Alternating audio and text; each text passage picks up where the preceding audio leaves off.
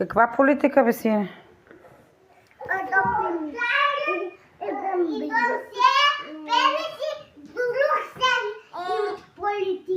Друга сега политика ќе имат? Да. Оти донесеа перници? Да. А што политика ќе биде таа? Тоа се обтепат огледот и јас ќе ги степам со стапот и казвам на мајката и на татко ти. Што ќе кажеш на мајката и на татко ти? Дека се лоше обие дијанците, Михил не е лош, умен е. А кој е лош? Ведам ли тео донесе?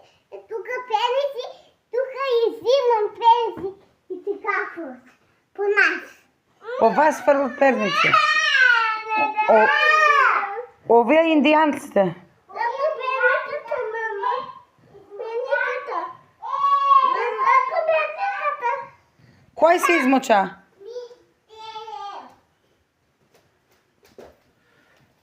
Што има? Те си смочама, овие глупости. На кој глупости? На бедни и Мишо, ама Мишо е умен. А ти дека моча? Не, те моча. А ти не ли моча? А каква политика ќе има? На бедни А чекай сега да го прашаме Тео зашо се помоча угаќите. Ама сега друго. Чекај друго. Тина, а тато те пита нешто тебе? Не, тоа има папирос. Дојди да те питам нешто. Тео зашо се помоча мама? Чекај тато да пита Тина нешто. Ти ова како ще гледам ја тебе, голема, момо, баба. Дрвен адвокат ли изиграваш ли? Не, тоа така политика. Да, политика ли?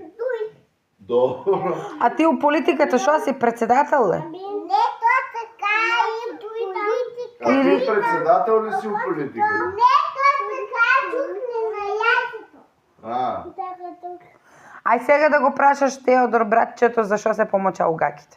Оти така ќе го збутнам. Зашо да го бутнеш? Оти така ќе го чука.